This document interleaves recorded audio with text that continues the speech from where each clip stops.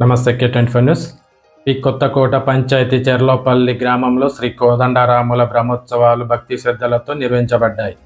గ్రామస్తులు yes సెంగల్ Reddy, yes Sugna ఆధ్వర్యంలో 24 గంటల పాటు శివరామకోటి భజన కార్యక్రమం జరిగింది.